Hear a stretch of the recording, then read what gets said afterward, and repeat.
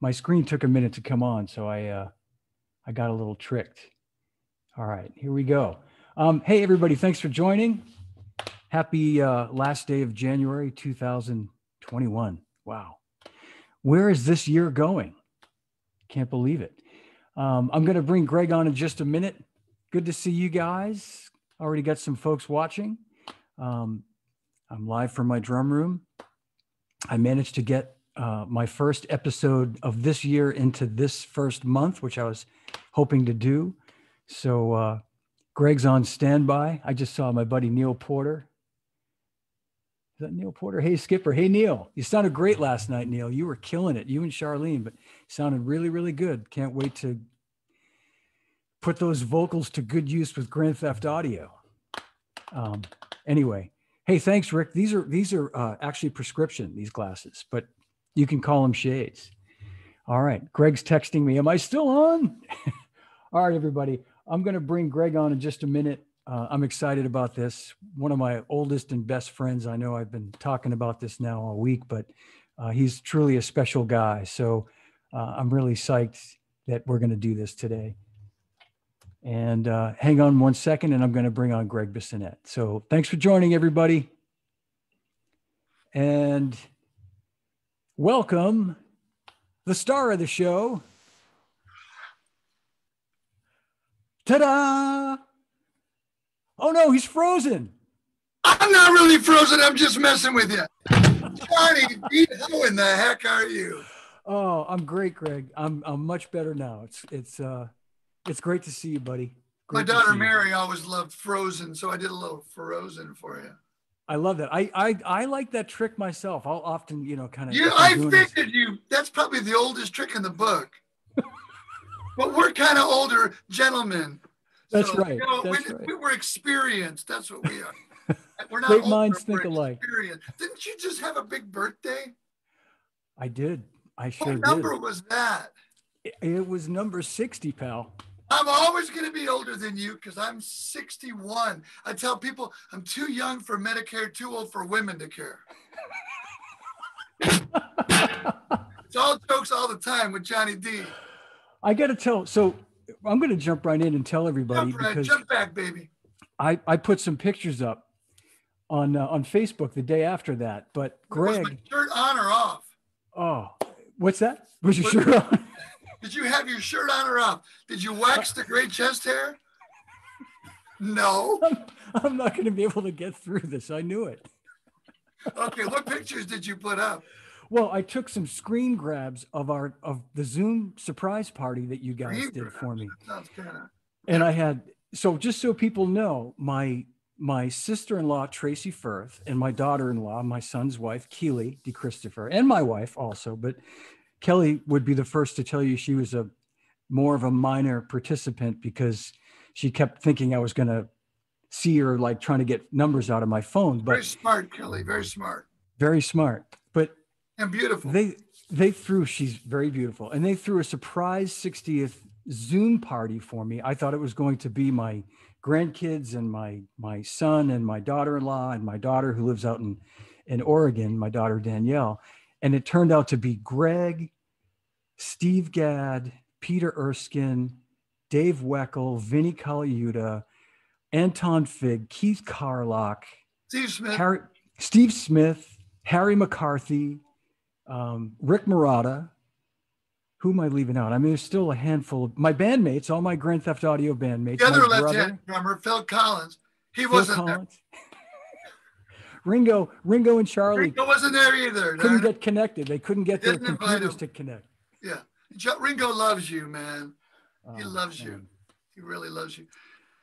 I love Ringo. We all love Johnny D. Come on, man. Thanks, buddy. Thanks, Gregg. This is gonna be so much fun. So I want to see if there are any questions. Simon too. My son John Jr. is on, and he said Simon Phillips too. Simon, how can I forget Simon? John Jr., when I first met John Jr., the great Johnny D. Sr., who I'm on Zoomer with right now, brought Johnny D. Jr. to my drum clinic at the Sheraton in Boston. Harvard Yard, park the car. Anyway, and so he goes, hey, did you hear my son? He can play Rosanna. How old was Johnny D Jr. then? Like 9? I think he was 7. I think it was 94, 7. which So would have made he him sits 7. down, Johnny D Jr. sits down and just, oh, okay.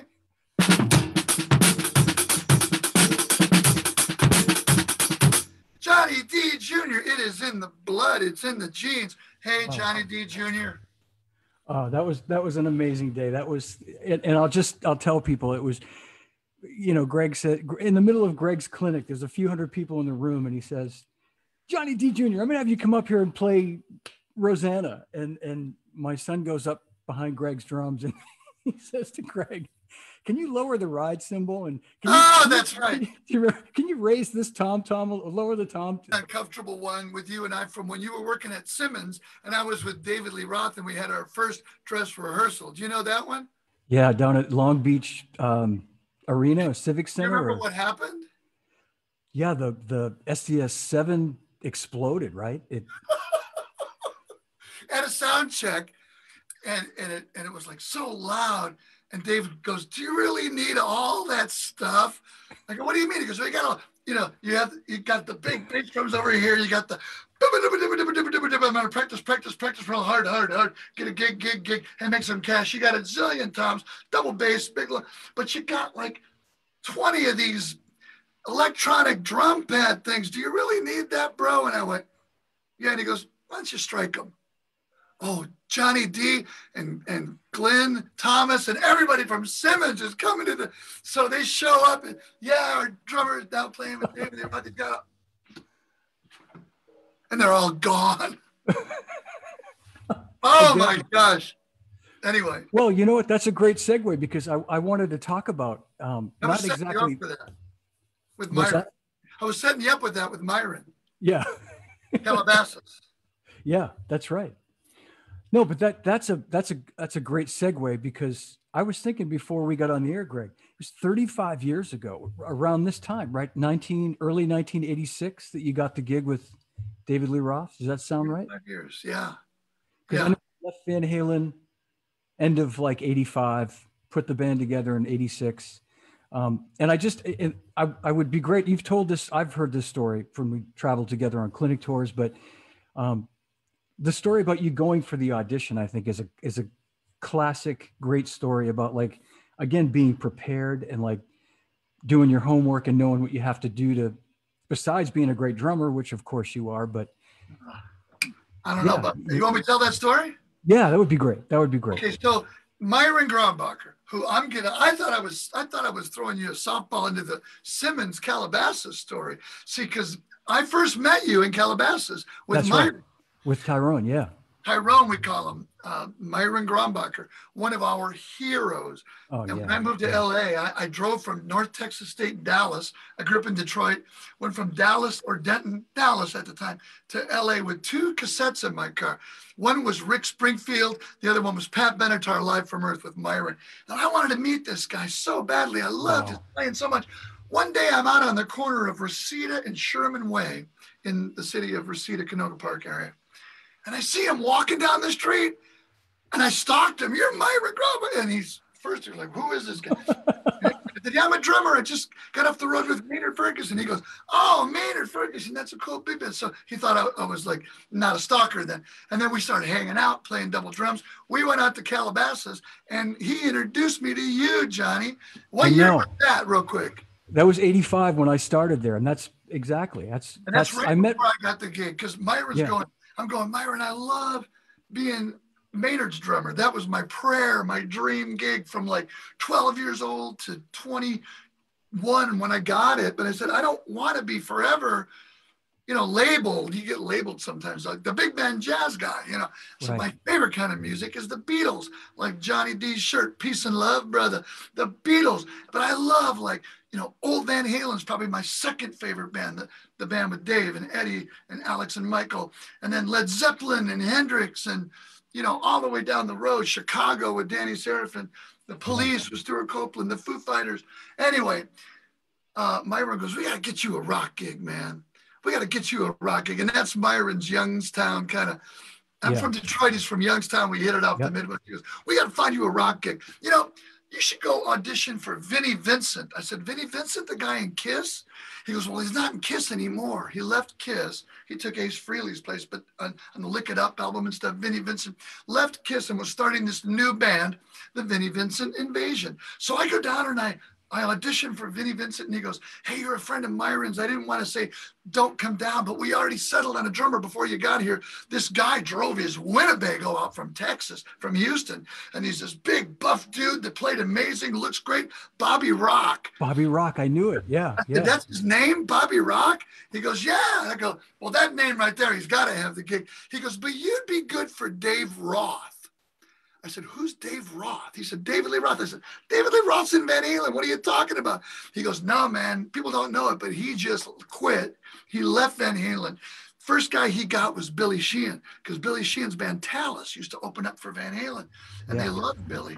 He got Billy Sheehan, and then they found the perfect guitar player, Steve Vai, and then he's now told, I guess, Billy and Steve, go out, leave no stone unturned, and find me a drummer.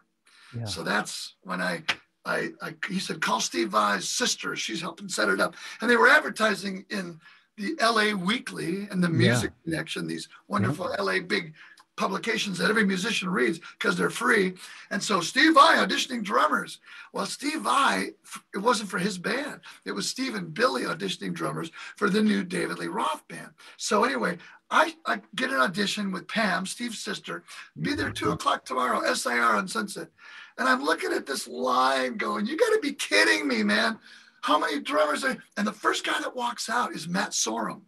And Matt wasn't in the Cult then. He wasn't in Guns N' Roses. And he'd been playing in a band with my brother, Matt Bissonette, of E.G. Daly. She was in Pee-wee's Big Adventure. She was, I think, Dottie, Pee-wee's girlfriend. Dottie, my bike. They stole my bike. There's no basement in the Alamo, Daddy. And they're playing at Sash. You remember Sash? Oh, yeah. Club where bands would get signed. So I see Matt Sorum. I go, Matt, how'd it go? And Matt kind of he talks kind of in this range right here. Sacramento dude, hey, man. Hey, man. Hey, Johnny. Hey, man. It didn't go so great. They wanted me to play double bass, man. I don't really play double. And all of a sudden I go, okay, get the feet moving. Second. Think hot for teacher. Get ready to go. And then another guy walks out, and it's my pal from North Texas State that had moved out to LA around the same time, Russ McKinnon. And I said, Russ, hey, man, how'd it go?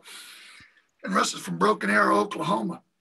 He says, well, I can't do a good Broken Arrow, Oklahoma. And Russ doesn't really sound like he's from Broken Arrow, Oklahoma, but it kind of in a drawl, he says, oh, man, Greg, he said, they said I didn't hit hard enough. I'm going, okay, get the hands warmed up.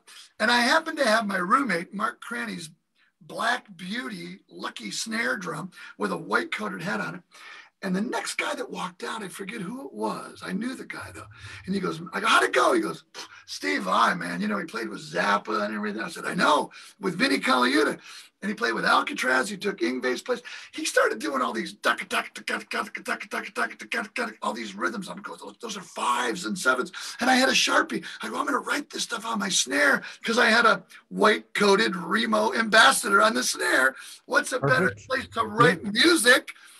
Just perfect, like that little sandpaper. As John Good says, that you get the stick and you hit it on the white head, and the white-coated head is a little more than the clear head. Anyway. John Good is such a drum guru. I love the guy. So anyway, I'm writing with the Sharpie. And I walk in, and there's Billy and Steve. And I guess they told me later, one of the reasons that I had a little bit of a leg up in the audition process was because I love people. Johnny D loves people. We look forward to go to the NAMM show. Johnny D texted me this year, this is going to be a drag, man. This is the first time in how many years I haven't been to NAMM? 35 years. And for me, I started in 82 with Maynard, so that's been even longer. Yeah. Anyway, we love people. And I said, hey, Billy, man, I love your playing. You're on a new album with Steve Smith, one of my best friends, and Tony McAlpine. He goes, yeah, you like that album? I go, yeah, and I love Talus. Steve Vai, I saw your band at the Steve Vai band at the Club Lingerie. You did? Yeah, you're such a monster. I saw you play with Zappa, with my favorite drummer of today, Vinnie Colaiuta. He goes, wow. So they said I already kind of broke the ice. And then they said, we'll play it solo. So I pushed the bass drums together because the last guy had it way over there. And I played, this.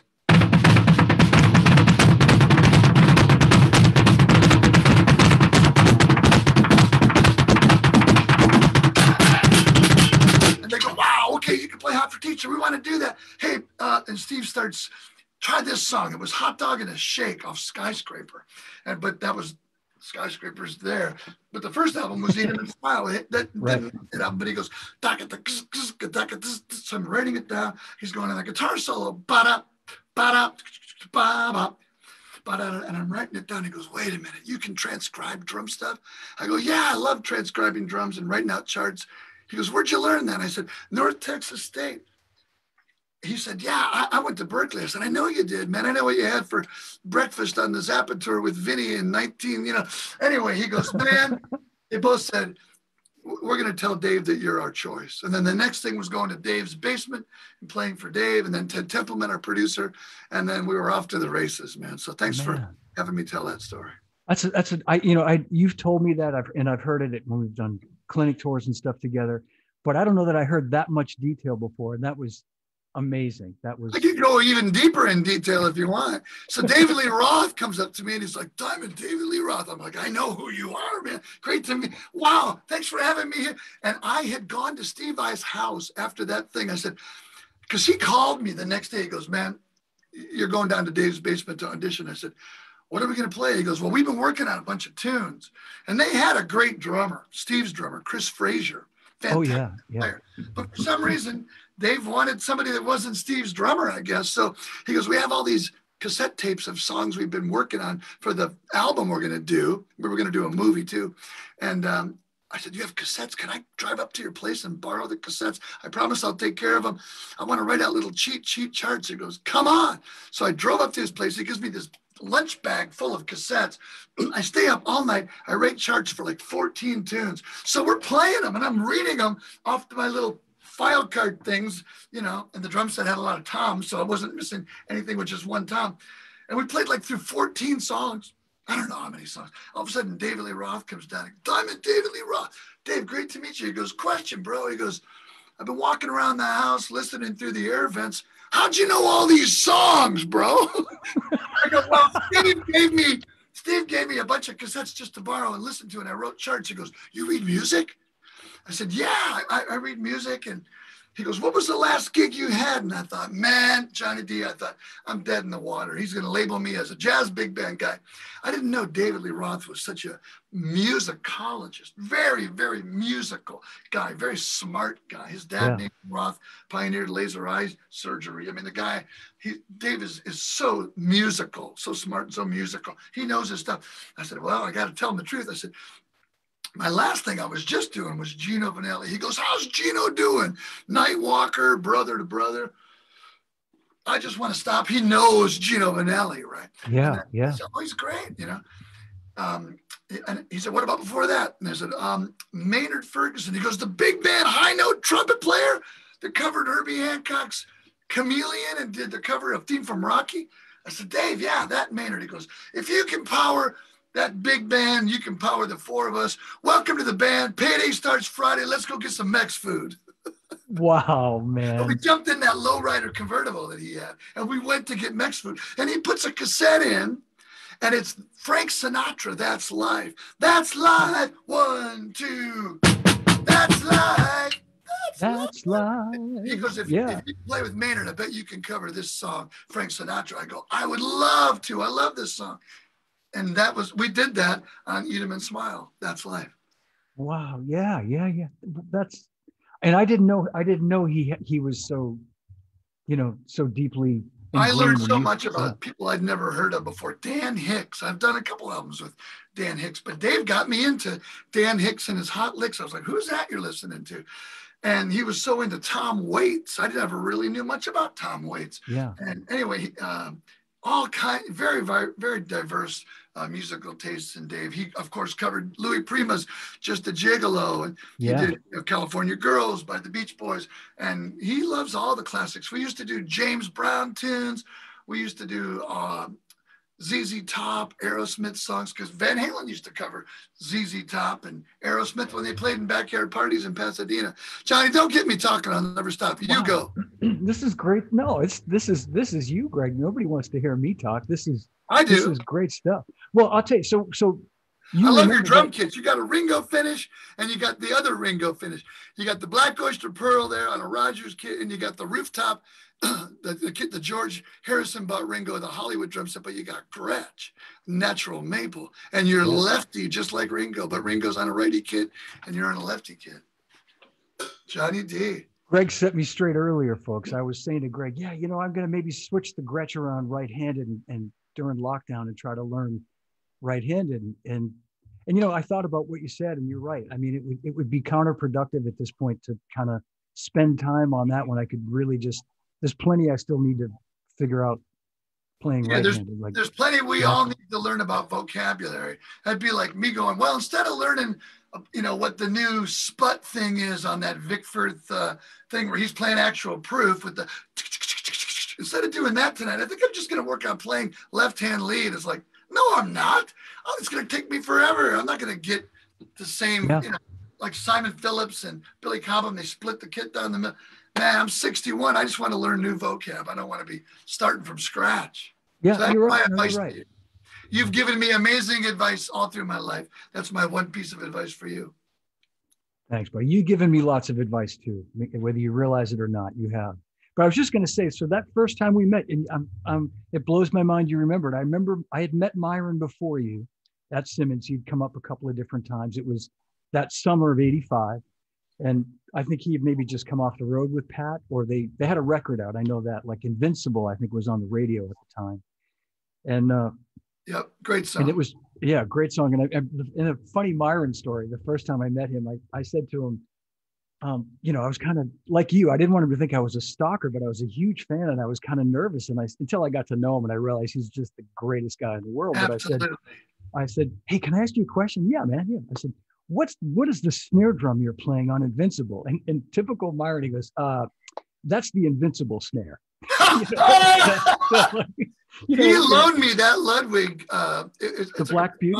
Ludwig. He loaned me that. That's what's on Eat 'Em and Smile, that snare. Oh, what the producer had Jeff Hendrickson. Jeff Hendrickson, a great engineer. He had done the EP with Dave with Just a Gigolo, California Girls, Easy Street.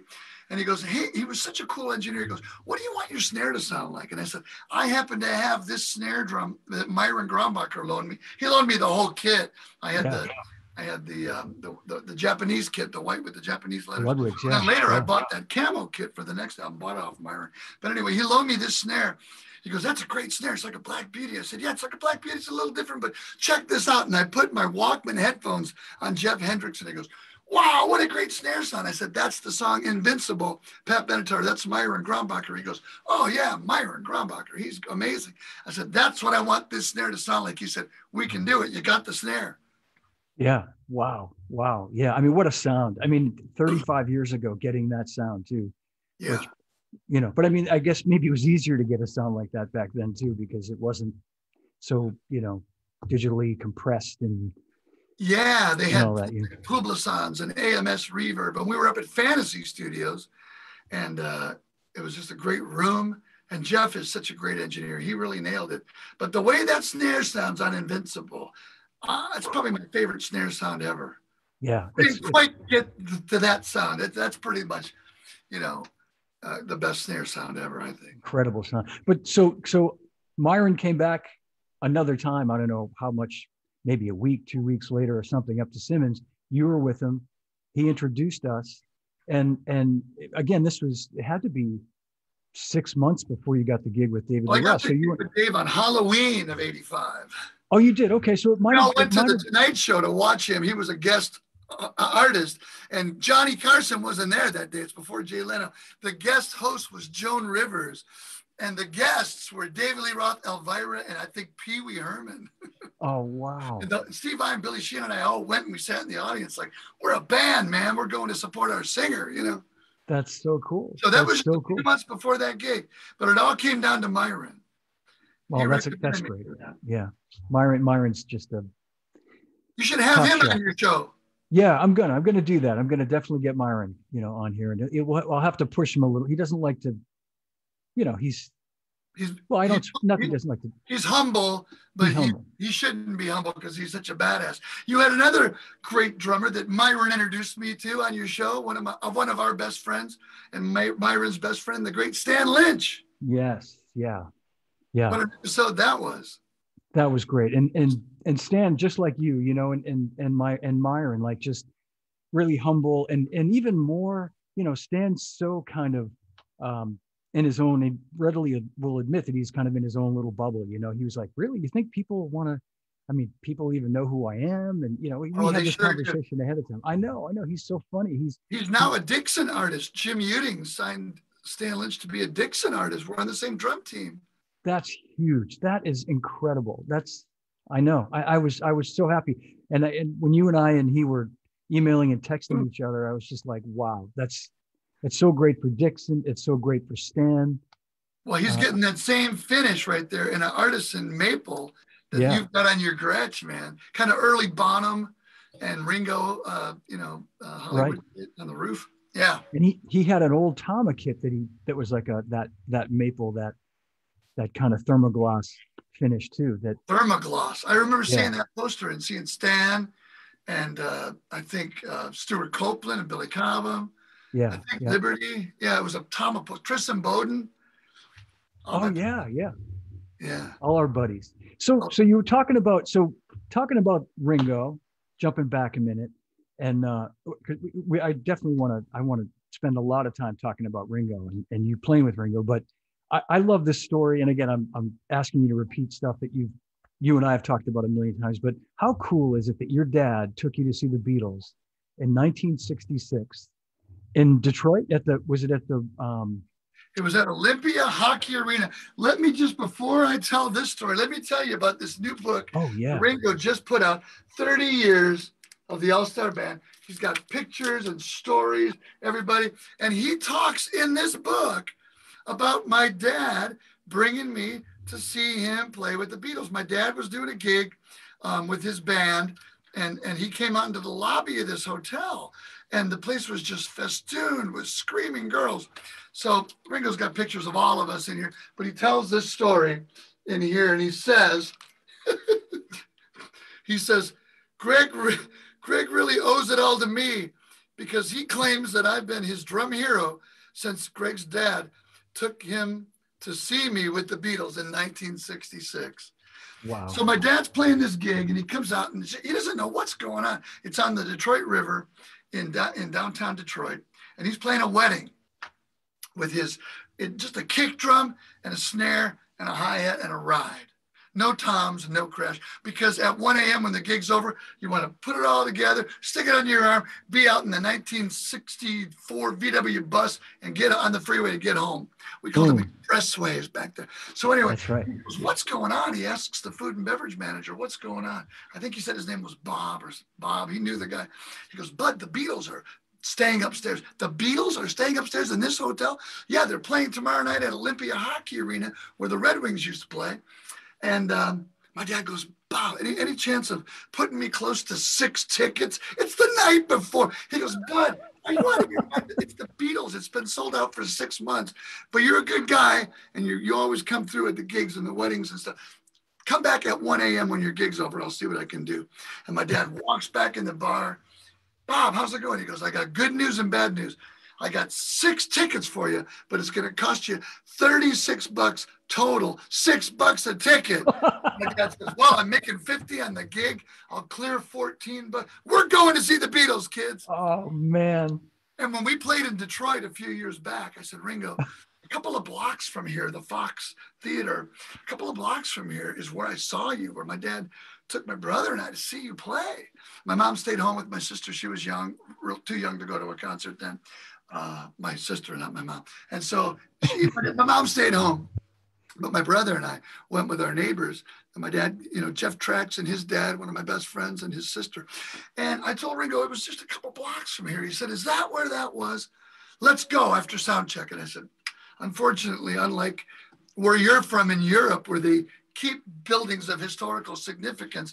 Years ago, it's been made into a parking lot so they could build the new place to play hockey, Joe Louis Arena. And anyway, yeah. And that night, he stops the band and he goes, "My friend on the other kit here, we were talking before the gig. And he, when he was 7, was taken to the place down the street to see the other band. The other band." He says, "And I was in that band." And he introduced me. I was like, "Oh my gosh." And my friends from high school were all there. He's the greatest guy, as you know. He loves you. Remember you brought him those cufflinks? That was really cool. Oh, that was, yeah, for his 70th birthday. Imagine that. That was like 10 years ago. Yeah, 10 years ago. Yeah. He's 80 years young now. I know. And I'm hopefully you guys will be out this year, maybe this spring, but for sure in the fall. And we will. He's so ready to go on the road. He's got more energy and in better shape and in better vibe, peace and love. He doesn't just say it, he means it. He is about peace, not stressing about what happened yesterday or tomorrow, being in the moment. Right now, I'm talking to my longtime best pal, John DeChristopher, man, Johnny D. And he's right in that moment. When you talk to him, he just looks you in the eyes and he listens. Here's a guy that's been around the world so many times and done it all. Greatest band ever for you and I, and ever will be. But he's just in the moment, man. And then he's just all about the love, peace and love. He loves his family. He loves his band and his friends. And he's all about love, man. Show us that shirt, will you? Peace and love, music. Peace, love, music. Yeah. Is that from Woodstock? This is a Life is Good shirt, believe it or not. Yeah, it's probably from Woodstock, but they have all this peace, love stuff on Life is Good. But I was going to say, I've seen every tour of the All-Star Band, and you joined the band in 2008, and I'm not just saying this, Greg, and he's had everybody in that band between, as far as drummers go, between like Levon Helm and Jim Keltner and Sheila, so many great. Zach Starkey, his son. Yeah. What a band that was, man. So much fun. But the last few tours, you guys have like dialed in the personnel to where it's like, it's just so perfect. Like the material, like with you and Luke and Greg Rowley. I mean, Richard Page, Colin Hay. Richard Page, man. Yeah, and Hamish Stewart and Warren Ham and Mark Rivera. So many incredible musicians. And then this band has pretty much been intact one way or another since about 2012. So yeah, we're gonna go out this year. You're gonna be at these shows, Johnny D. I hope so. I'm planning on it. I'm gonna buy drinks for your band in the bar. What's the name of your band again? Grand Theft Audio. Grand Theft Audio. Audio. That is so great. That is so great. Well, thank you. No, we're gonna buy you drinks this time. Well, I don't drink, so you can buy me a cranberry juice. I'm just one of those guys that when my son was born, I was never a big drinker. I have a son, Noah, who's 22, and a daughter, Mary, who's 19. When Noah was born 22 years ago, I said, I don't need to have her be like tipsy around my son. I don't need to have him see me kind of like, I just want to be all there, 110%. Lee Sklar is funny because I don't drink, I don't smoke, I don't do drugs, I don't do anything except drink a lot of coffee. And I'll probably have to go to the bathroom pretty soon. Am I allowed bathroom breaks on this? Absolutely. Can you just talk while I go to the bathroom? I drink a lot of coffee, guys, like mugs and mugs. But Lee Sklar once said, I said, so you've never even had a beer? You never drank any alcohol? You never smoked? You never did drugs? And Lee said, no. I saw musicians just not be able to remember things, and things were just clouded up because I want to just embrace every minute of my life and remember it. Because that's what we have is our memories. And, for those of you drummers that want to check something out, not just drummers, but there's a thing called Prevagen. Have you heard of that, Johnny? Yeah, I have. And that stuff works. I saw the commercial from an ingredient found in jellyfish. And this isn't an infomercial for Prevagen, but I started taking that stuff. And I went to my reunion in high school. I remember I was the one guy they had the pictures of the class and no names, just as I was like picking them all off. They're like, what's up with you? I said, Prevagen's up with me. And Ringo told me about CoQ10. That's another one. Kickstarts your brain, your memory. So those two things are cool, man. I take a vitamin supplement that has CoQ10 in it, and I've heard good things about Prevagen too.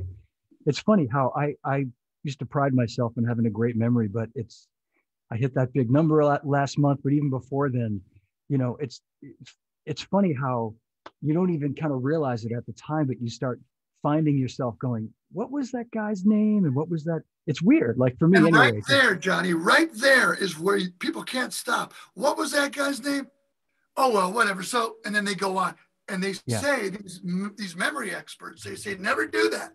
It's too easy to Google. Oh, that was Johnny Bag of Donuts. Yeah, Johnny Bag of Donuts, great guy. No, don't do that. Send a messenger back. Send him back for the message. You never know when he's going to come back, but all of a sudden, here you go, Johnny D. Oh, that was, so-and-so. You got to work it. It's a muscle. Yeah. And if I who are you again? Who am I talking to? Ringo. I speak into the mic. Ringo. No, I do that. I try to, if I'm sitting on the couch watching a TV show and I see somebody go, what's that guy's name? And I won't. I'll be like, no, I'm going to force myself to remember his name, or no, just because it's a good exercise of the brain to just try to do that. And, when my dad first came to the LA and moved out here with my mom, we went down to the NAMM show. And afterwards, he said, I can't believe how many people you knew at the NAMM show. Johnny D, Lenny D, all of these, Armand, Vic Firth. And so he said, I think I lost count around 2,000 people that you knew their names. You guys hugged. You knew what they did and what their family, if they were married, kids, whatever. I said, that's the beauty of the music business around the world, not just in LA. So my dad and I, especially when he was getting up there in the years, he'd say, what's that guy's name? And he would use associations like, Luga Podesta, who, he'd think of Luger, like the gun in Germany, because my dad was in the army. He's like, the Luger, Luga. And so we'd drive down and I'd say, you're probably going to run into, what's that guy's name? And I'd make him work at it and keep his memory just sharp, That's great. Well, speaking of that, that's a great segue, because I've said this before. I mentioned it earlier that you and I used to travel a lot together on clinic tours all over the place. And you were probably the best. And I'm not just saying this in terms of like knowing the names of the people. Like we go into a different music store, so people understand this, in a different town every day, different city. I thought you were going to say I'm the best clinician. And you were at, that's a given. That's a given. No, really, stop. Come on. Greg, I used to tell you that. No. I'll say it right now. He never said that. Absolutely. The whole package, the playing, the teaching, the personal attention. And to that point, we'd be doing the sound check at 5 o'clock in the afternoon, and you'd be talking to the sound guy, Bob, or Bob's whatever a the guy's. one. Yeah. And you'd be having a personal connection to the guy, going, hey, Bob, it'd be great if I could get a little bit more of the song, the music track in my monitor, more of the track in my monitor. Yeah, that's great, and they, versus somebody who just goes, yo, sound guy, what's the sound? Hey, sound guy.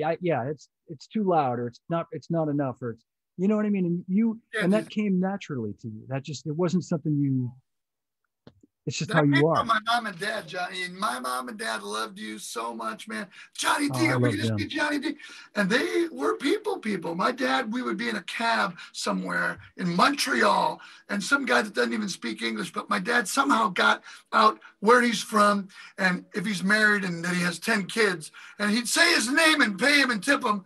I go, Dad, I'm just blown away. I mean, you're never going to see this guy again. He goes, but he's one of God's people, man. We're all even. We're all on the same plane. I don't care if somebody makes more money or less money or more fame, the biggest band ever, no band, or whatever it is. We are all even. And my parents taught me that.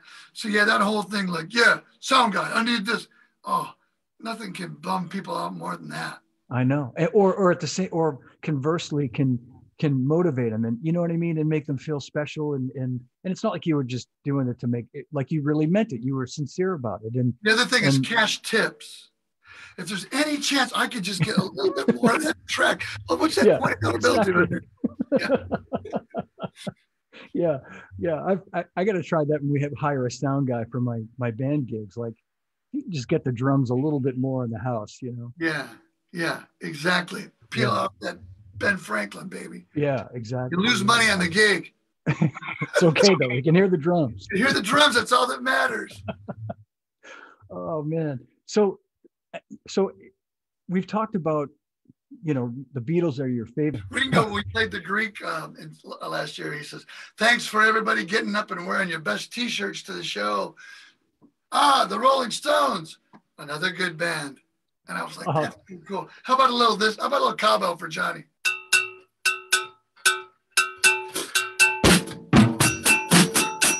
Ow, my favorite Stones song beautiful. ever. Perfect. Oh, Perfectly executed. So Beatles are your favorite band. The first time we meet in 1985, I'm sure we had a conversation about Ringo. Within minutes, we were. you kept changing the subject to Charlie Watts. I probably did, but I love Charlie Watts. Are you kidding? I love the guy, but I love Ringo more. I know you Love do. the And we Stones. bonded over that. And then in the early 2000s, you start working with Ringo, but not with the All-Star Band, right? With Ringo and the Roundheads. Yeah, Johnny, good memory. You've been taking your CoQ10. Well, I remember because you were sending me pictures of that. You were like, you couldn't believe, like, because we had this history together, and you're like, can you believe this? And at that time, Ringo's criteria was he had, everybody in the band had to have a hit song or two hit songs For the All-Star Band. For the All-Star Band, right?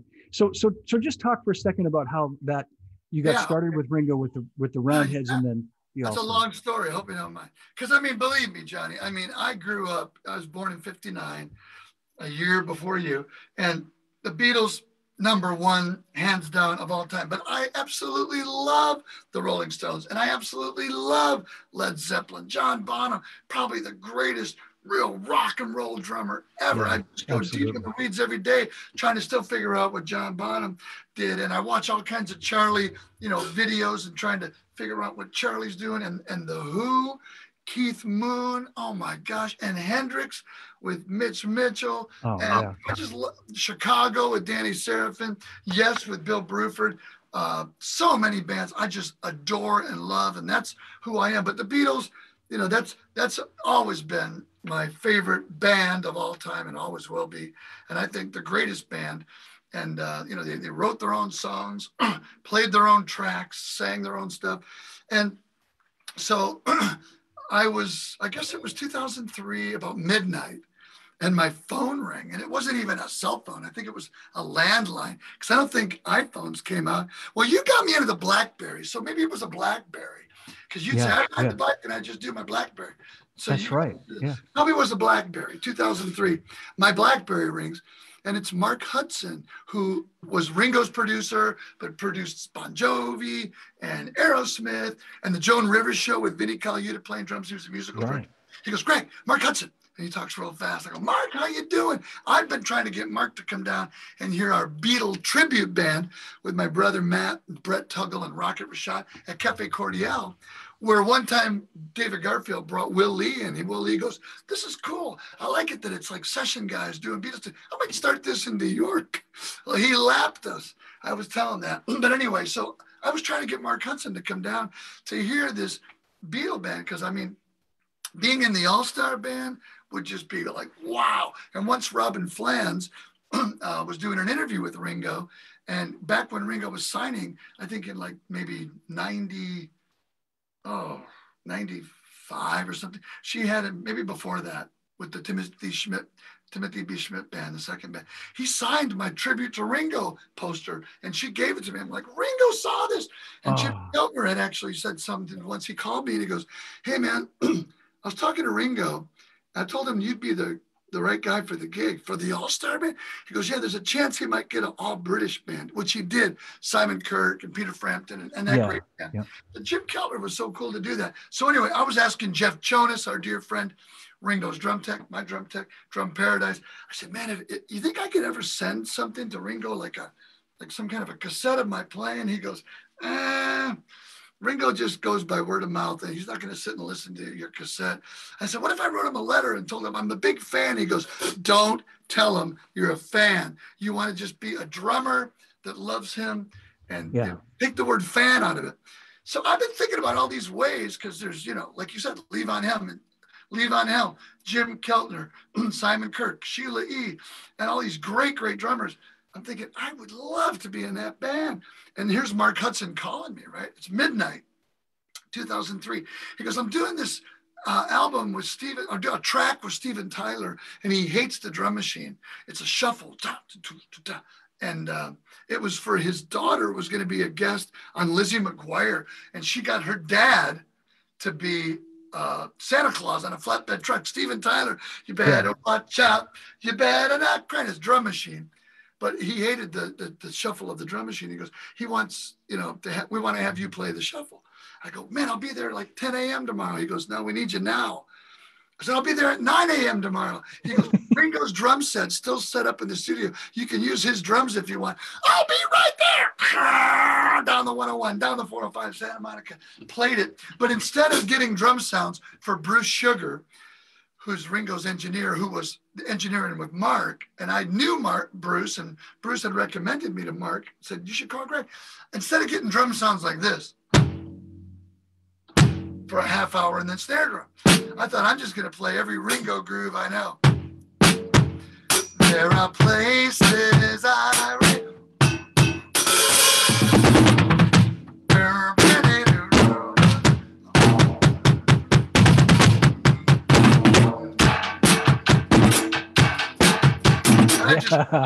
for like 15 minutes, and Mark walks in the drum room. He goes, man, I've heard you were a Ringo fanatic, but you really are a Ringo fanatic. I said, Mark, he's my favorite drummer. My dad got me into drums, and it's Ringo that made me want to be in a band, still makes me want to be in a band. And I said, I go around the world doing clinics with Johnny D, telling the drummers of the world why Ringo's the greatest and why they got to get into his musical song drumming. He goes, you know what? If Ringo's son, Zach, can't do this promo tour next month with Ringo and the Roundheads on all these late night shows, because Ringo always plays on his own albums, he says, you got the gig. I said, like that? Will he just take your word for it? He goes, yeah, he will. I'm going to tell him you. And he goes, does your brother Matt have a Hofner bass? I said, does Dolly Parton sleep on her back? Yes. He has a Hofner bass, for crying out loud. Well, I might get him in the band too, which he did.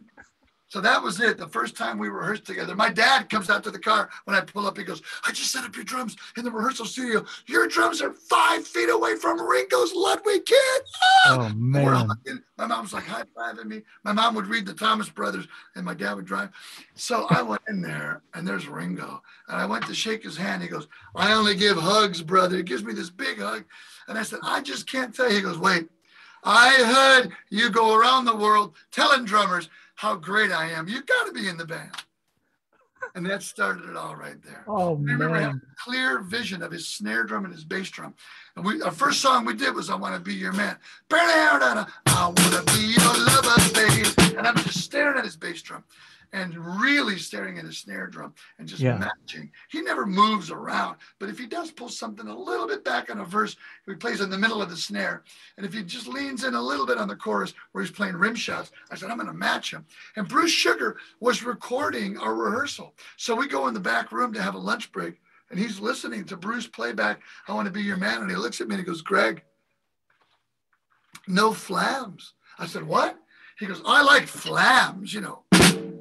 I like flams, but there's no, our snares, they're not flamming. And I said, no, are you kidding? I'm staring at your snare drum, because my rule is never flam with Ringo. Yeah. And he was happy about the no flams, right? He just loved the fact that he knew I just knew so much about what he had done. He's always saying, Gregg, tell him what I did on that thing, because you remember all this stuff. One time he saw me writing down Edgar Winters, like doing the end of Frankenstein. Ba ba ba ba ba ba ba ba ba ba ba. And Ringo's like, oh my gosh, they're not going to remember it. What song are you playing? I go, I got this. He goes, what are you doing? I said, I wrote down what he's got. I got us, man. He goes, you wrote down that? And I said, yeah. And he goes, keep writing stuff down and cue me, because I don't want to think about it. And so at the end of the tour, he called me into his dressing room at the Greek, and he said, man, thank you for making it fun for me, because all I care about is just staring at his snare drum and, kind of going, oh, here comes this and here comes that, and it's just so he can have fun. He doesn't have to get into the weeds with all the details. Yeah. There's a lot of serious musicians in the All-Star Band that want their songs exactly like they've been doing it live. And the endings are the real tough one, because who ends songs with fade outs live, Right.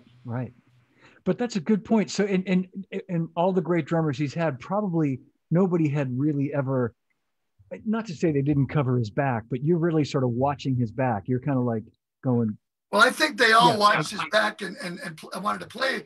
Everybody has the greatest respect for Ringo, but I think I was just kind of geeking out so much. Yeah. That he probably went, cool, man, all right. And I'm just always, my neck hurts at the end of the show. I don't want to look at the crowd. I want to look at him, So I'm just like, wow, man.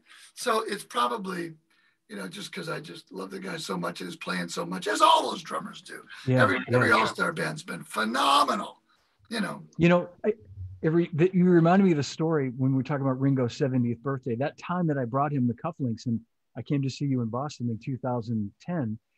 I got there early and you guys were doing a sound check. And that venue Ringo was there and Joey Kramer was there. Yeah. And Joey came a little later but I came back there. Jeff Jonas brought me back there and I was up behind you guys on the stage and you were, so facing out to the crowd, you're on the left side, Ringo's on the right side, and you saw me and Ringo was showing you Come Together. And you saw me over your shoulder and started, smiling, but Ringo was talking to you at the time. And you looked at me and you gave me this look like, can you believe what he's doing? Can you believe this? He's showing me Come Together. And you're going like, okay, yep. Uh-huh. Yeah, how he led with the left, like you, and he went up, right? The first thing he showed me, he says, come on, man, because I was trying to be cool. So was my brother. We're like, don't geek out, first rehearsal. Yeah. And after lunch, he goes, all right, you guys have a Beatle tribute band and you love the Beatles, but you're not asking me any questions? I didn't know we could. He goes, okay. When you played, on the end of Long Tall Sally, and I'm hearing Paul, we're going to have some fun tonight. Woo! Everything's all right. I said, I'm hearing in my headphones with my record player, I'm hearing two different cymbals. I'm hearing a snare drum, a floor tom, a rack tom, and a bass drum in triplets. Yeah. He doesn't talk triplets, sextuplets, any of that. I just hear crash, blah, blah, blah. Everything's rolling. We're going to have some fun. He says, you want me to show you that? I said, I do. And he says, well, I'm left-handed. I'm like, I know what you had for breakfast, February 8th, 1964, before you went on the Ed Sullivan Show. So he says, I start with this crash, and I have the computer there, so there's no crash. I'll play my hi-hat with a bass drum. And then I play the floor tom, then the snare, then this cymbal, and then the snare. Left, right, left, right, left, right, left, right, left. We're gonna have some fun tonight. Have some fun. And he said, when I wanted the girls to scream, I put my head down.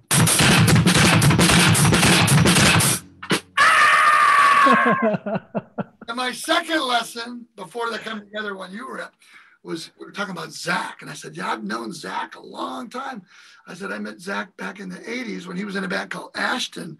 And I was in David Lee Roth's band. In fact, I even loaned him my seat and he used it when the Who played Earl's Court.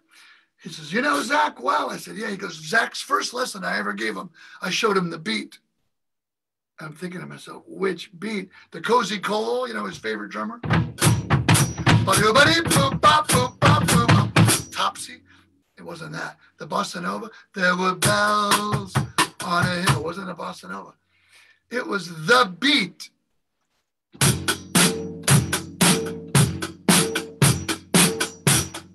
he's kind of swinging it, I said, that's what I showed Zach. He said, about a week later, he really got that down. So I showed him the other beat. Johnny, I'm thinking, what other beat's he talking about? He goes, the other beat.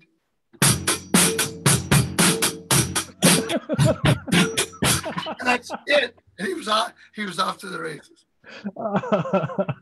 And then you were there when he showed us Come Together, man. I know, that was amazing. Day. Where was that gig? Was that Meriwether Post or something? That was at the it's called the Pavilion in Boston. Pavilion. Yeah, and it's on the water. Yeah. It changes its name every couple of years, but it's the Pavilion. And at that, so when Jeff or somebody brought us back into Ringo's dressing room when I gave him the cufflinks, and Rob Shanahan took a bunch of pictures. Photo, yeah. Yeah, we were talking about Zach, and because I had just come back from London maybe a month or so before that, and I had seen the Who at Albert Hall, and they were doing Quadrophenia, and I said, we're just chatting, and it was the summertime, and I had a tan, and he's like, "You've got a great tan. Look at you. You've been on a holiday. It's just this really fun conversation." Yeah. So I said, I just saw Zach a few weeks ago in London at Albert Hall with the Who. He said, "Oh, did you see him do Quadrophenia?" And I said, "Yeah, it was amazing." And he said, "That's really hard." I said, "I know." And I said, and Zach was just incredible. He killed it. He said, "He's the best." And I said, "Well, you're pretty good too." He said, "Like father, like son." And Rob had captured it all on, he was taking pictures, and you could see us just laughing. He's like laughing himself. Like you say, he's just so funny and just getting a kick out of it. He's, he knew that I was like just completely, on a cloud spending that time with him. And he was so great about it. Didn't you have something to do with him and the Zildjian stick? Yeah. That was a little while later. We maybe even had started talking about it at that point, but we offered to make a stick for him, and he was open to trying it. So over the course of a year or more, we were sending prototypes to Jeff Jonas, and Jeff was often bringing him to Ringo down to his place in Beverly Hills. And I don't have to tell you, because the guy like a brother, that, you don't force it. You don't push it. You just wait and see what he thinks. And sometimes it would take a few weeks to get any sort of feedback and be like, well, maybe make the taper a little different or change this way. And the great story is this, when I'd given my notice to Zildjian, my resignation in October of 2012. And I was asked not to make it public until the right time. So I sort of kept it to myself for a few weeks anyway. The day that they announced that I was leaving was the day that I got Ringo's signed contract in the mail. Wow, timing. Yeah, and I'll be honest. I mean, I was thinking, like, I don't want to leave this unfinished piece of business. I don't want. That was your baby, man. Those sticks. Yeah, and I was afraid that it would kind of, not to put any sort of extra worth on it on my part, but I felt like if I leave here and I'm dealing with Ringo and his manager, and if they see that I'm gone, the whole thing could fall apart. And I didn't want that to happen. Right. Is that the one with the purple dip, right? Yeah, exactly. And our friend Bob Lorenzo. Those numbers on there too. That was cool. That's right. Yeah, exactly. Yeah. Way to go, Johnny. Now, I know you've had quite a few amazing, cool things with Charlie too, right? Yeah. A lot of great memories with Charlie and bringing him cymbals and stuff.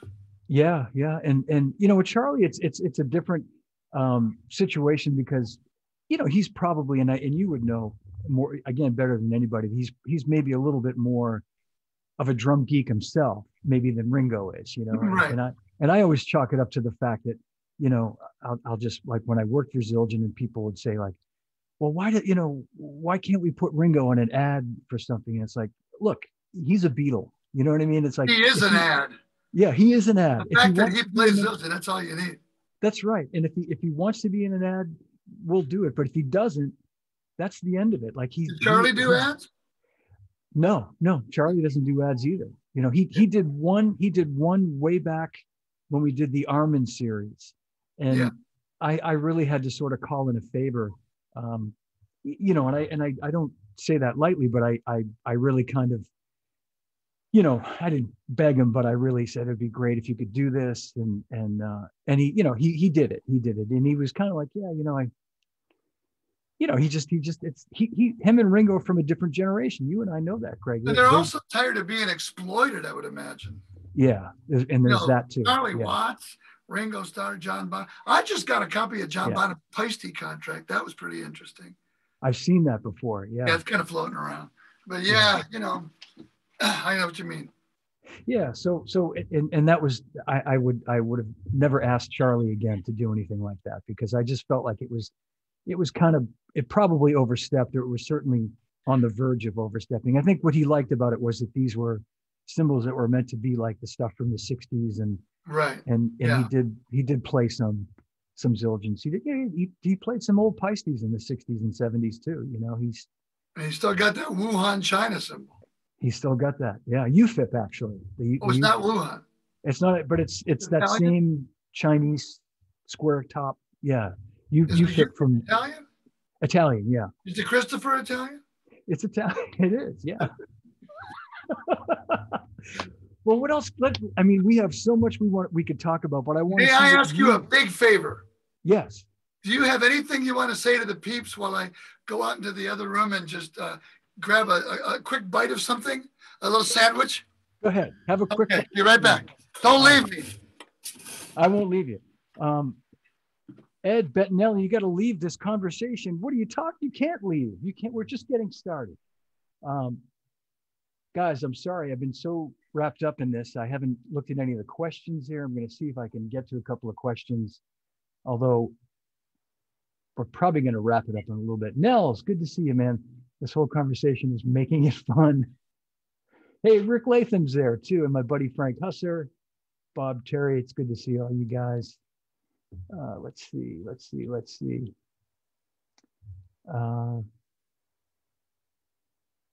Hey, Chris Brady. Nice to see you, brother. All right, guys. Sorry for the silence here. Anthony, talk about ways of improving your reading skills. Okay, there's a good question. And Wes Mitchell, Charlie Callis. Yes, thanks for reminding me.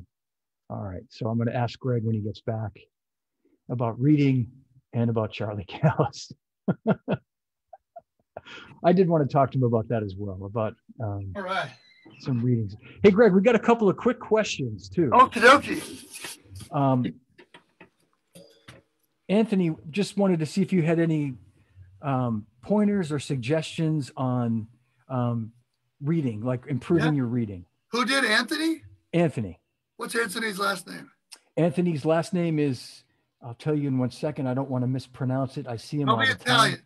It is Italian. It absolutely you only is hang Italian. out with the Italians, Johnny. I know you're seeing. They're the best to hang out with. They are. Best food, too. Cannoli. That's right. Anthony Cucina. Anthony Cucina.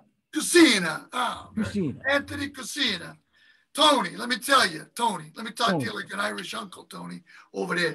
So reading is everything for me when it comes to auditions or recording sessions. And even as I said, when I play with Ringo, he says, do you really still need those notes? And I said, no, I don't, but I just like having them there because I don't like making mistakes.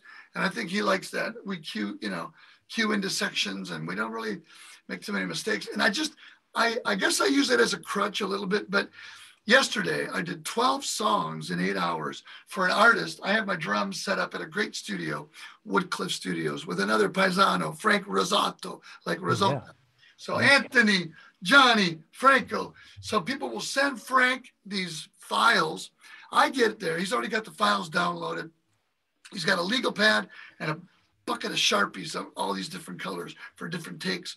And I'll get the guy on Zoom. The client could be like in, Australia, and good eye, mate. Yeah, here we go. We're going to listen to your song. So I'm writing it down. You think, washy crash on this chorus? Yeah, that'd be great. What kind of fill you think? And I'm writing it in there. If I wasn't able to write down what I heard from his plastic drums and get his input in a different color Sharpie, when we flip the iMac around and he's watching me play and I can hear him in the headphones and Frank's got everything going so he can hear in real time what's going on. If I couldn't make those notes, I wouldn't be able to give them 3 good takes. And I always do 3 takes. I do 1 take of the way their plastic drums were programmed or the loops or whatever, or the drummer that might be playing on the demo. And then I'll do just like that. I'll transcribe the fills and everything, whether it's tightly closed hi-hat, washy hi-hat, ride, bell of the ride, wash in the crash, China cymbal stack, whatever.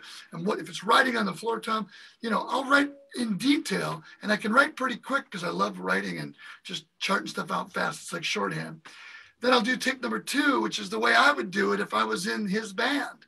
And then take number 3 has different crazy kind of wild fills and things they might want to edit in here and there. Yeah. But if it wasn't for me being able to read, I don't know how I would get through 11 songs that are complicated in a day, or for auditions, or the David Lee Roth audition, or on Ringo. We do some show, and Paul McCartney's going to come out and sing Birthday with us at Radio City Music Hall. I'm not just going to jam on Birthday. I want to know every Phil Ringo played on that, and he came up on stage, and you could tell he looked at me like, how does this go? I haven't played it since 1968. Oh, I got it right here. It goes boom, da, dum, dum, ba, dum, ba, ba. Yeah. So he's like, how long have you known about this? Oh, man. Well, thanks to all you guys. Here's Paul and there's Ringo. And I'm just going, whoa, this is incredible. But yeah, I use charts all the time. I do shows where there'd be like 5 or 6, 10, 20 artists on the show. And I charge for charting time. Or if it's too much for me, I'll get my friend Chris Brady. Do you know Chris Brady from Aquarium Heads? Chris is on here right now. In fact, he had a comment a little while ago. Drummer. He's one of the best drummers on the planet, but he was my student when he was like 17 and I was 23 or something. And I showed him how to write like the way I write. So he writes stems down for the kick, stems up for the snare, circles the top. When I see a Chris Brady chart, I can go to a session. Like I do this show in Orlando once a year, and there's literally like 15 artists, and there's like 100 charts. And I hire Chris because I don't have the time to do that. And he does it so much better than I do, even though I showed him how to do it years ago. I was going to do a show for the Eagles. Scott Craigo, our pal, was going to, when they redid the new Eagles tour, because they took off for COVID, they were going to start at the Pepsi Arena in Denver. And I'm thinking, I get to learn a whole show, subbing on one gig for Scott. Chris, would you be up for it? I got your back. He wrote out the whole 3.5-hour show so I could have it and have it on my iPad so I could learn the music. And Chris does it right, man. And so, reading music, Anthony, without being able to chart stuff out of the session or having a pro who's an amazing drummer, one of my best friends, and the best guy I know for writing charts, Chris Brady. I would be dead in the water, man. Hey, Chris, thank you. Wow. That's perfect. And I was just going to say a little segue on my side. Rick Latham, I hope he's still there. He was on earlier and said hi to everybody. I started studying last year with a local drummer here in Boston, this guy named Chris Anzalone, also a left-handed drummer. Another Paisano. What is it with you guys? Another Paisano, great drummer, lefty, plays in a bunch of bands around town. And I wanted to learn I never learned to read, really. I just had very basic sort of skills a long time ago, but never really stayed on it. So he's helped me learn to write charts, to learn songs. And one of the books he recommended was Rick Latham's book, Rick's legendary funk. Yeah. I remember in North Texas going to his apartment, and there were all these little R's and L's cut out on the floor. He was sticking them together to make his, demos for his book, Advanced Funk Studies. Rick's great. What a great drummer, great guy. Oh, great drummer, great guy. And when I told him that, he and I were talking about something else, I said, I got to tell you, man, I had actually downloaded the book. And he's like, well, I got to send you a copy of it, man. So he signed a copy of the book for me and sent it. I got it on my music stand over here and with my Ted Reed book. And is it still yellow? I think it's blue. Wait a minute, Rick, you changed it from the yellow? It's yellow. Yeah. It's still yellow. Okay, you worried me for a minute there. All right, see how much Johnny's been working on your book, Rick. Yeah, sad to say, I admit I've not been working as much lately as I should be. But, I could tell you didn't know what color it was. I know. Well, it's because I got it opened up. Greg. Oh, that's white. Yeah, white pages. It's opened up. But I got to say, so our friend Mark Pusey from London is also watching. What another great drummer he is, man. He sure is, man. Amazing. He played drums on the Elton movie, man. That's right. Yeah. Drums on the Elton movie. Or was it, wait a minute, was it the Beatles Yesterday? I think one of those two movies Mark played drums on. Might have been Yesterday, the Beatles movie. Yeah, okay. I try to see Mark whenever I go out to London and we try to get together and hang out for lunch, and great guy. He used to be my student all those years ago. Yeah. Yeah, I think it was yesterday. We'll have to ask him. Maybe are you texting with, are they? He's on Facebook, and he said, hi guys, about 6 minutes ago. So I don't know I think he's still there. Maybe he'll jump in. Charlene O'Neill Porter, who's one of the singers in our band, Neil Porter's wife, who's like our lead singer, and Charlene is also our singer in the band, says hello. And hey, Charlene.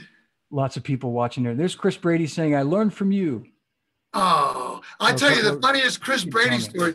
He had this cool, like kind of longer hair, it looked kind of like Jeff Porcaro, but he had these different kind of glasses. I said, hey, look at this picture of Jeff in Modern Drummer. You see those clear glasses with that kind of cool shape? Vinny had some too. Yeah, I go, yeah. you should wear those, man. He goes, then I kind of looked like, I'm trying to look like Jeff Porcaro. I go, that's a good guy to try to look like. I said, Chris, and he always busts me on this.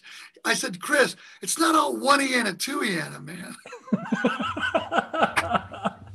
Jeff was a hip-looking cat, man. Come on. Let's face it. Coolest. Yeah. Yeah. Absolutely. And speaking of good-looking guys, let's talk about Mark Pusey again, who I think, he's got movie star looks on top of being a great drummer. Yeah. So Rocket Man. It was Mark just said it was Rocket Man. Rocket Man. Okay. Yeah. There you go. That was great, man. Yeah. Yeah.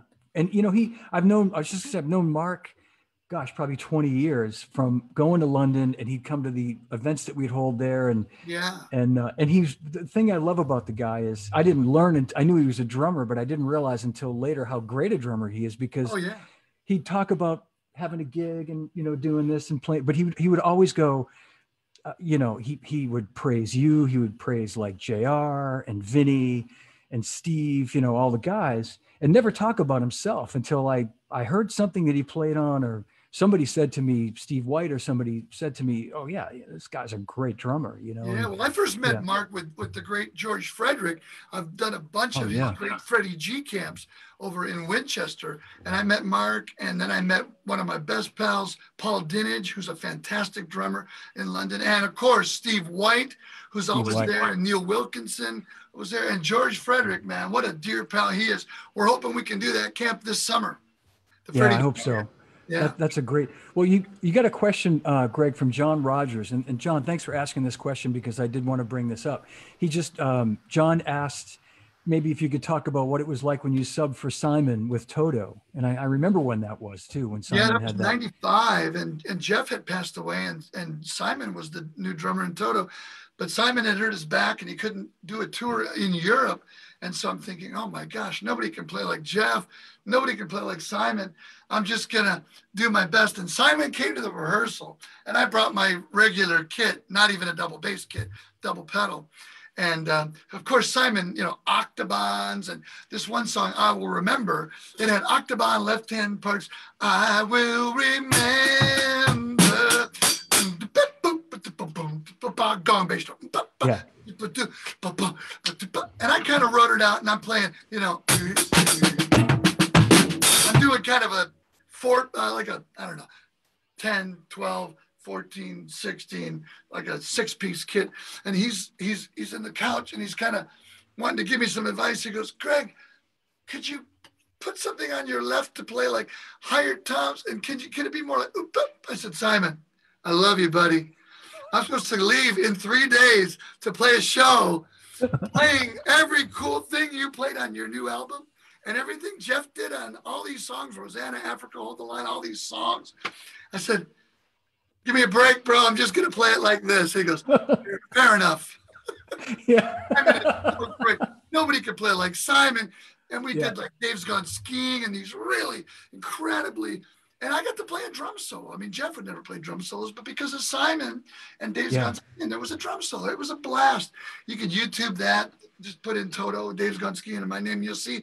But I mean, it wasn't a solo like Simon. The first time I ever heard Simon play, I was living in Dallas, and I went with my girlfriend to see him play with El Di Meola and Anthony Jackson on bass, and it was the most amazing, most musical drum solo, and the drum sound. You just knew that Simon worked with the sound guy and the way he tuned his drums, and it was a phenomenal solo. Then the next time I saw him, I got to Australia a day earlier because David Lee Roth and I were doing some rock climbing. So the rest of the band stayed up in the Gold Coast. I went to the next city, and Simon was playing with Mick Jagger and Doug Wimbish and Joe Satriani, the Mick Jagger tour. And I hear this amazing solo, and I talked to the sound guy. He goes, oh, you got to come back and meet Simon.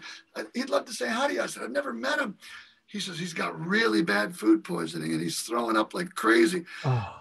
And so I go, I don't want to bug him. He goes, no, just say hi. I go, Simon, hey, it's Greg. Bissonette, I'm playing tomorrow night here with David Lee Roth. The only time I ever saw you play live was in Dallas with L.D. Miola. And he goes, no, I had food poisoning that night and I was throwing up. It's you. And we laughed about it. But the two worst times he had food poisoning was throwing up in a bucket probably at the gig.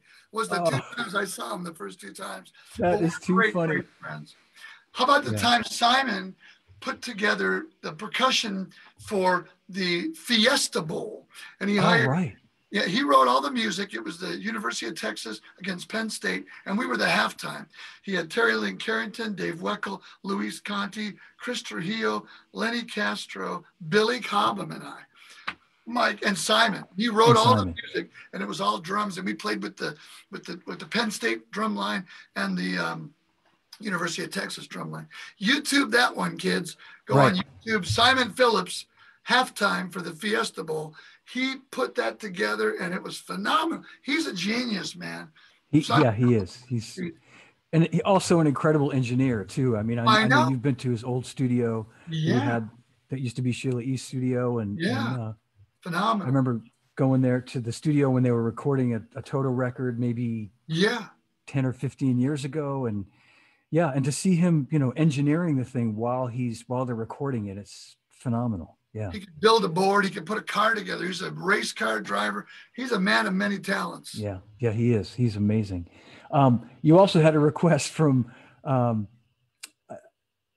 see if I can, Wes Mitchell, I think it was. I'm going to scroll down and see if I can find it, make sure I have the right name. But he asked me to ask you to do your Charlie Callis, which I've seen you do before.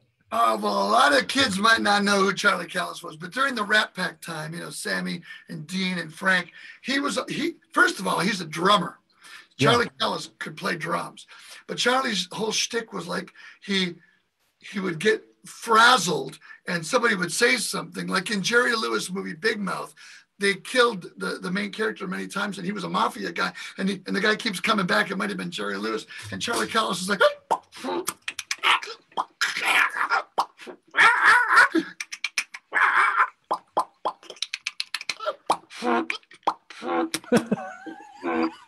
so I go to Valley Arts Guitar on Ventura Boulevard in like 1982 when I first moved to LA, and I see Charlie Callis. He's in the little Zildjian booth, and he's going with his hand underneath like Buddy Rich, and I'm going, are you Charlie Callis? He goes, yeah. And his wife's going like, oh, Charlie, get a new shtick. She's seen that for so many years. And so he goes, here's somebody. And he goes, and all of a sudden it starts slowing down. And he goes,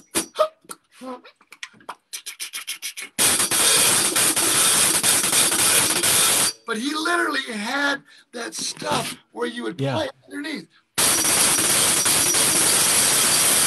46, here we go.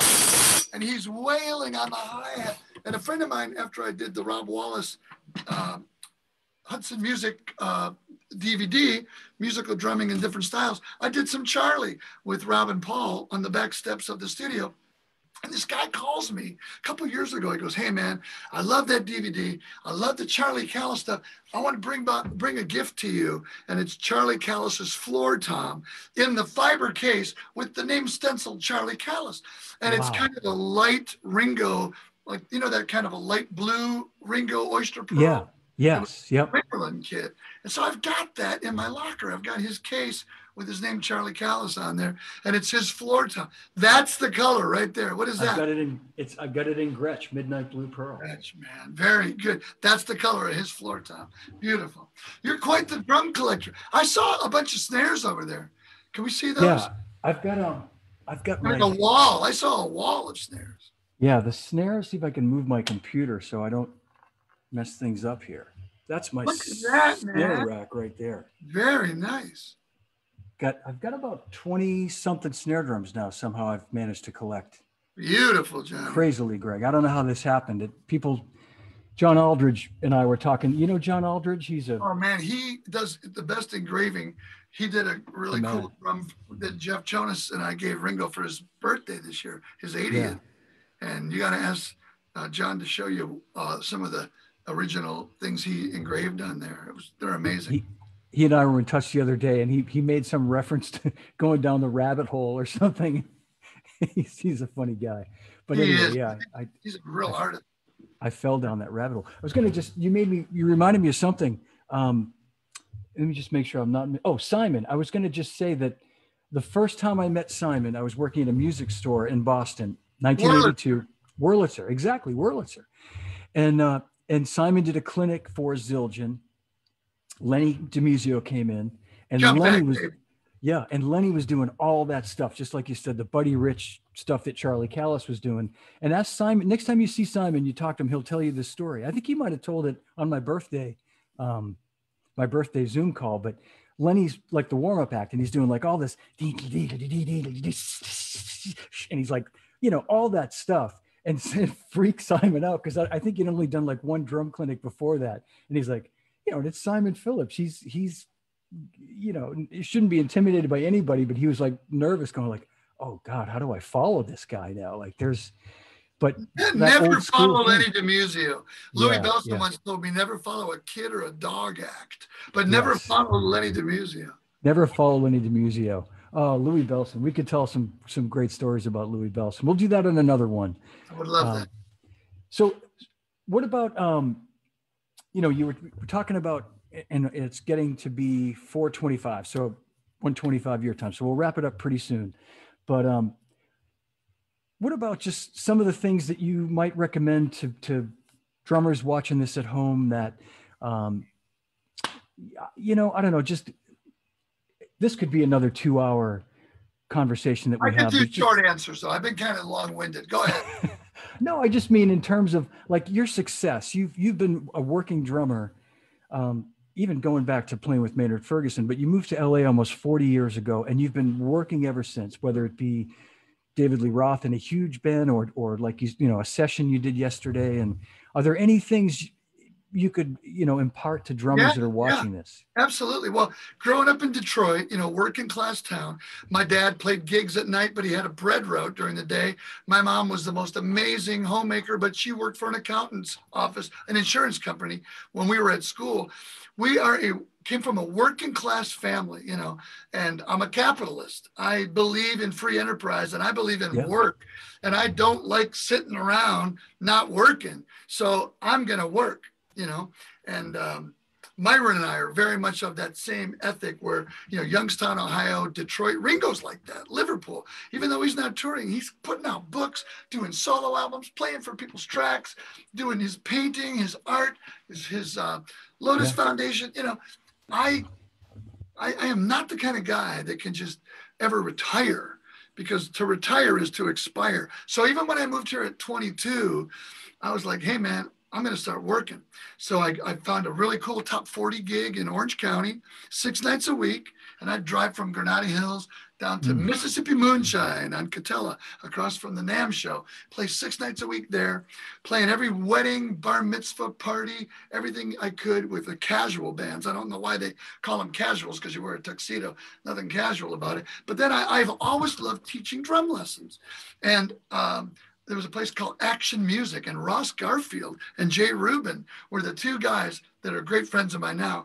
And they told me about, hey, we'll get you some students. So I started teaching there. And I taught when I was even in high school. I taught Dan Wojciechowski, Peter Frampton's drummer. Oh, yeah.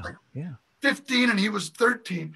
But right now, if anybody wants lessons, this studio where I work, and the reason I was going to get to the studio is Frank Rosato, one of my favorite engineers. I have one of my Ringo tour kits there, all mic'd up. People send us files. I play on their songs. And they send Frank an email at this email. It's greggdrums2@gmail.com. Gregg drums, plural, 2@gmail.com. Can you move it a little to your left, Greg? Put it up there again and move it. The first part of it was, there we go. Yeah. So it's Gregg, Gre, 2 Gs, Gregg drums 2@gmail.com. Yeah. And they can get a hold of Frank and just send an email to Frank and say, hey, I'd like drum lessons with Greg. And so Frank at his studio, we set that up. We do FaceTime lessons, Zoom lessons.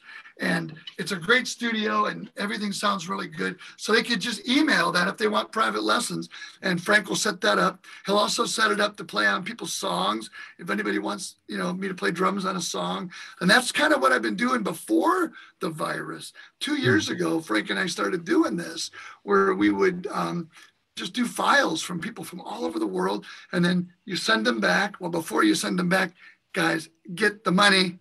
So they PayPal you and they PayPal Frank, and then you send the files back, and they can go to my website, GreggBissonette.com, and there's all the photos and videos and everything. And Flying Ace Media, Deer Park Avenue, one of my favorite bands, Sarah and Stephanie, they did all that website and everything for me so fantastically. What a great band they are. Anyway, they can get pictures from that, and you can do these things from all over the world, even when things are shut down. But there's nothing like touring, and I just can't wait to get out again with Ringo's band, Ringo and his All-Star Band, in 2021, hopefully June and September, and tour and see Johnny D in Boston.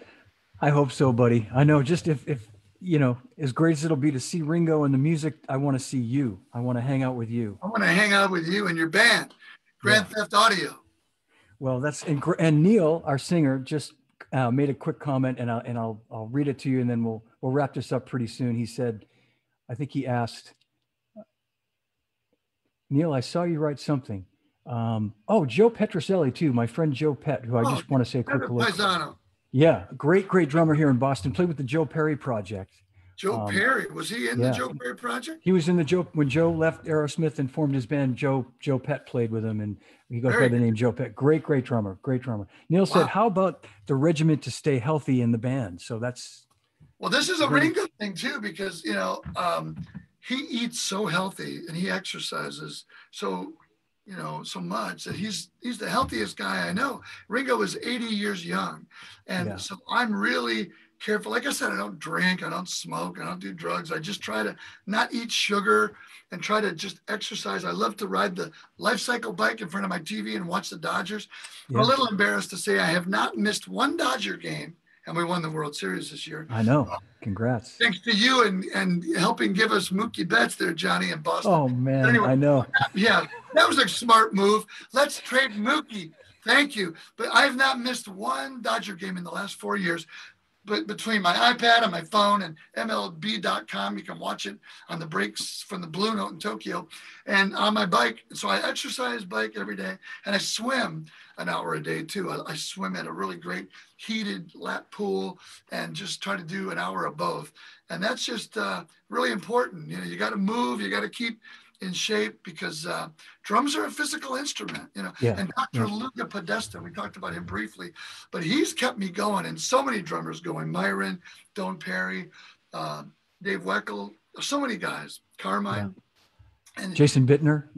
Just Jason Bittner, Richie Sambora, Neil Giraldo. He knows drums. He's a drummer. Luca is a drummer, and he's a great friend, but he knows the body and what's going on with this and that and the other thing, and from PRP, platelet-rich plasma, to stem cell stuff. He's a pioneer. Yeah, and I was just going to say, and not to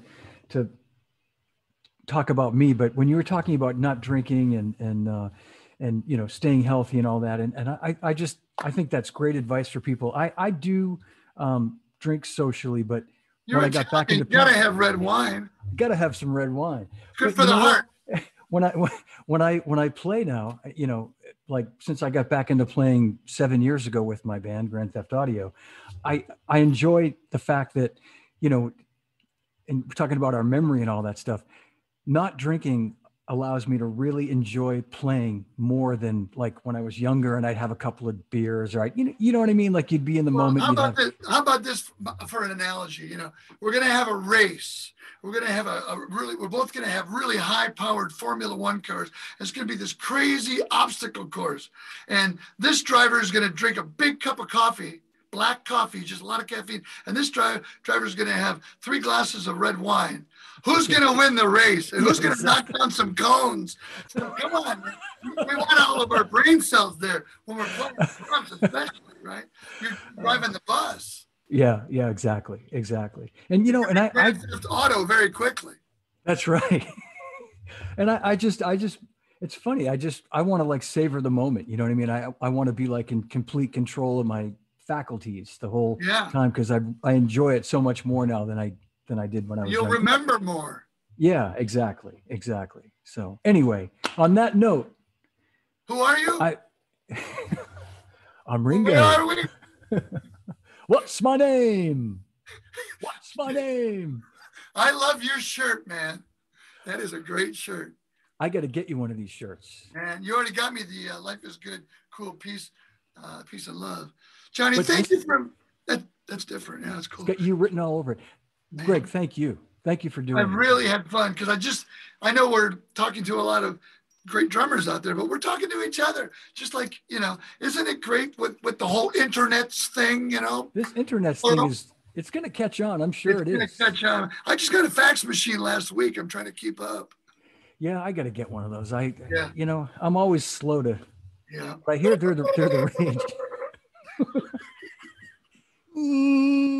How about when you call a friend at our age and you start talking and leaving them a voicemail as if it's like a phone machine off in another room, and they're going to hear Johnny D's voice and pick up. Oh, Johnny, hey, it's Greg. I heard you. No more. Don't talk so long. My son's like, Dad, why do you leave these long voices? What generation? Exactly. Or the classic is, and I'm so guilty of this, leaving a message for somebody going, hey, it's Sunday the 31st at 4:30. It's like, all they got to do is look at their phone. You don't even have to say it's John because they know it's you. And you don't have to leave your number. Let me leave my number. Exactly. But that's because triple threes, 5, 6, 7. It's on the phone. Yeah, we're old school, baby. Nothing wrong with that. Will Ferrell. And we might hit Bed Bath & Beyond later if we have some time. Yeah. Will Ferrell, old school. Yeah, exactly. Bed Bath & Beyond. All right, Greg. We got to do this again, and maybe we'll get some other people to join us too. I would love that. Or just you and I could easily do another hour and a half without even batting an eyelid. You and I, and we'll just keep telling Johnny D stories. We'll tell Gregg Bissonette stories because I feel like we left out some key stuff too that I apologize to people because we'll talk about Louis Bellson more. Yeah. We'll talk about, we got so many things we can talk about. Lenny D. We could do an hour and a half on Lenny D. I know. All right. Okay. We're going to do it. All right. I love you, Johnny. Thank you. I love you too, brother. I love you too. Thank you so much for doing this. Everybody, thanks for watching. I hope you guys enjoyed this. I know I did. And if anybody wants any FaceTime lessons at Frank Rosato's, GregDrums2@gmail. Frank will get a hold of you and set it up. Or if you need me to play on your tracks, shameless plugs here, John. I'm exploiting you. You got to do it. I'm glad you're doing that. That's part of the deal. Is we got to talk about what you're doing and how people can reach you. So politely persistent, I'd like to say. Kids, be politely persistent. Call back. If you can tell you're annoying them, back off. Am I annoying you yet? Me? No. Okay. No way.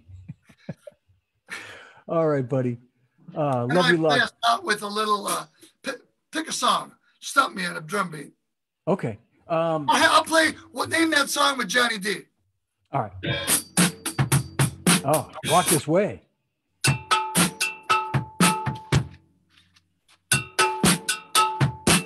Honky Tonk Woman.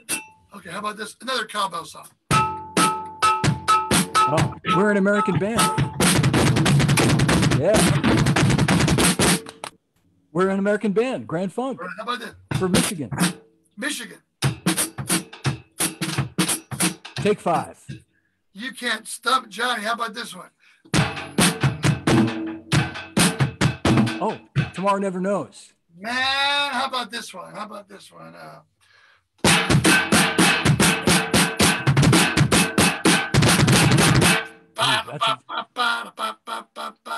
In England, it would be YYZ. Oh, yes. Little Neil for you. Little Neil. Yep. Yeah. YYZ. Anyway, you know so much. One last one. Because your son, Johnny D. Jr. Man. How about this one from Jeff? Africa. Yeah. How about this one from another Englishman? Oh, yeah. when it's raining outside. Freeway Jam? That's No. close, yeah. I was thinking Fool in the Rain. Yes. Yeah, John Bonham, man. John Bonham. Oh, we could talk forever. This has been great, Greg. Thank you so much. This has been a blast.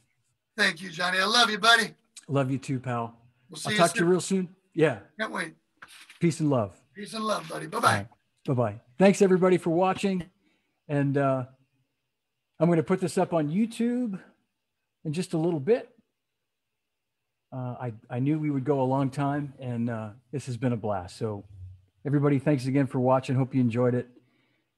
Gregg Bissonette. There's nobody like him. He is the best. All right. Thanks, everybody. We'll see you soon. Stay tuned.